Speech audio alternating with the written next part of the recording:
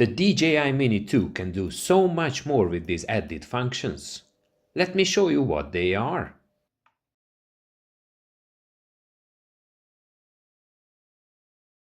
Hi guys, it's Oli here. I hope you're having a great day. In today's video I'm going to show you what advance I made on this autopilot project. If you haven't seen my earlier videos, I really suggest you watching them because there will be things you maybe not understand fully in this video if you haven't seen the earlier ones. So as we agreed recently, in these videos which are about drones, there will be much less tech talk, much less schematics and builds and whatever, and more concentrating on functionality, reviews, testing, test footage, whatnot.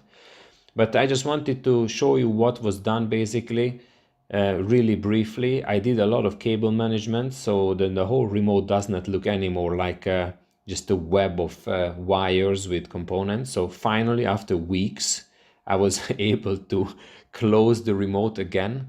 And these are the inner workings. I'm going to put everything on this proto board, and just so that we have no video without soldering. And that is all actually about the build. Here it is built.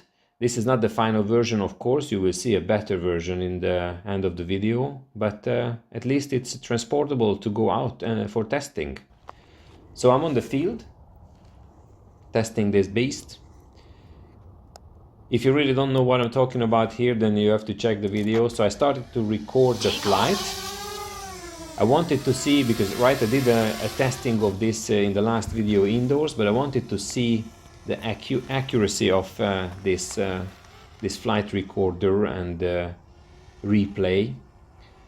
Meaning, I want to see how big is the distance between the takeoff point and the landing point if the flight recorder plays back the same flight. So that's why I'm going around here and make sure that there are a lot of joystick movements to see accuracy.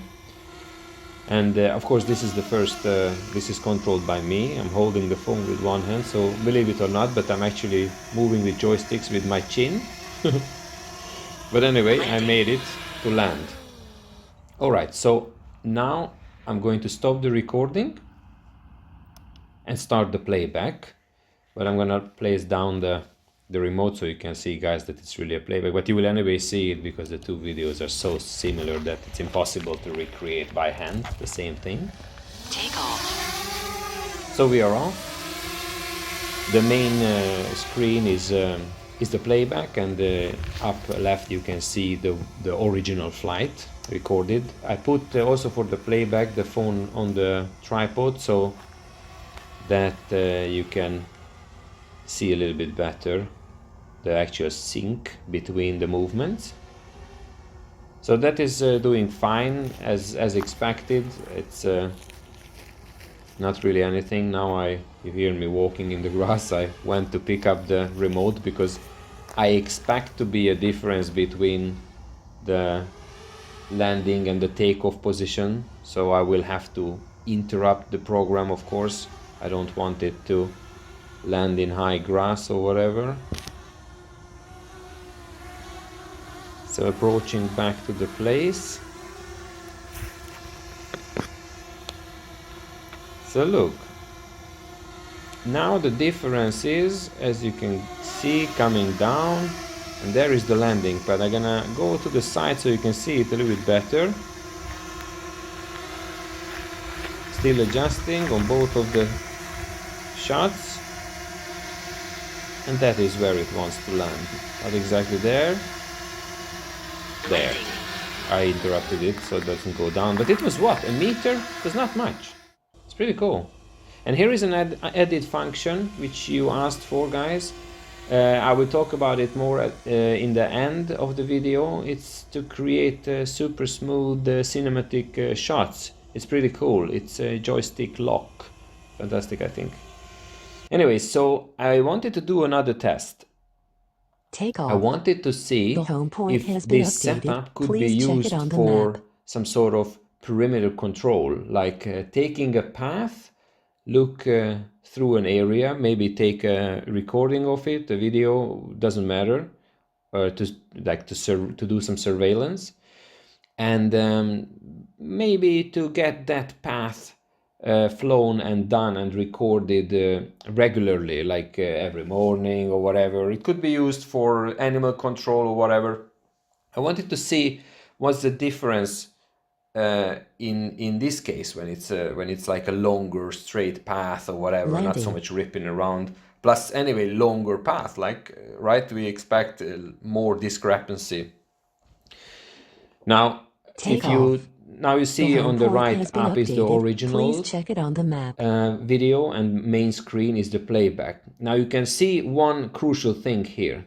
The two videos are not totally aligned in terms of the main screen, which is the playback, is a little bit tilted to the left. You will see that I'm going way closer here to the tree than on the original recording. And this is something I didn't think of in the beginning, but I understand what it is. The positioning of the drone, the orientation of the drone was not exactly the same at the startup with the playback. So of course a small difference in angle, if you go far away, ends up being a big difference in position.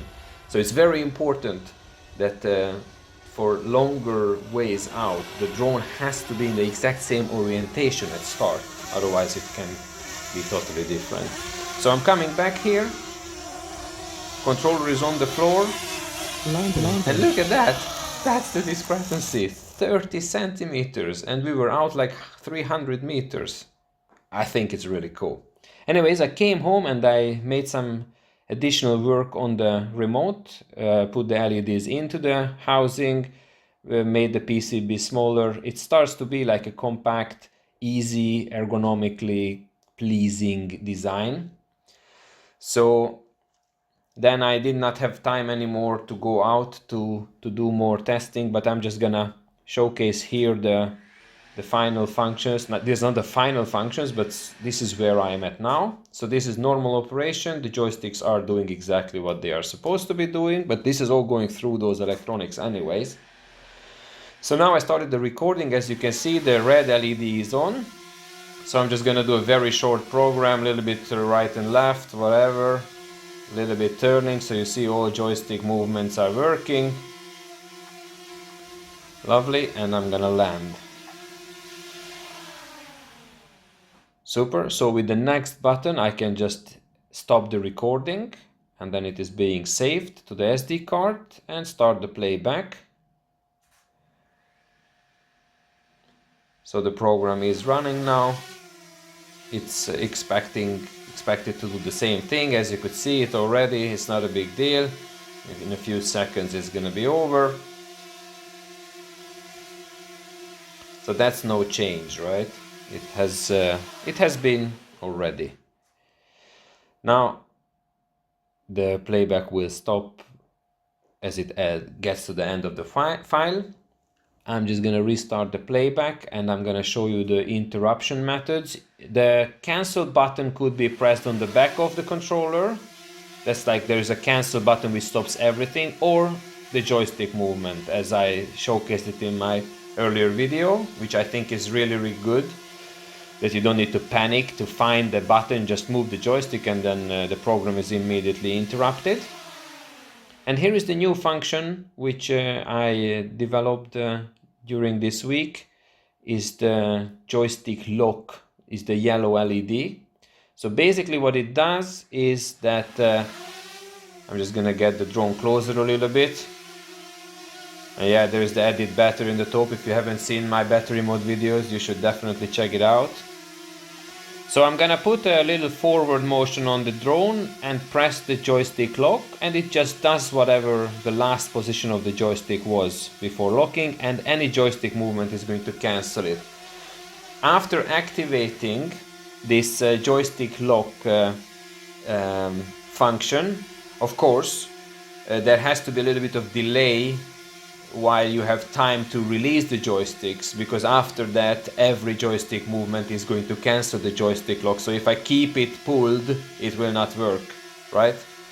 So 1.5 seconds is what I set it for. So setting the joystick's position, pushing the joystick lock button, and you have 1.5 seconds to release the joysticks, and then it keeps that last joystick's position. Afterwards, it can be cancelled very easily. And of course, during that 1.5 seconds, you can still cancel it with the cancel button. Anyway, so that's all for today. Leave a comment, guys, if you have anything to say or if you have any questions. Check out my other videos if you're interested in this subject, and please don't forget to subscribe. It really helps out a lot. Thanks for watching. Bye, guys.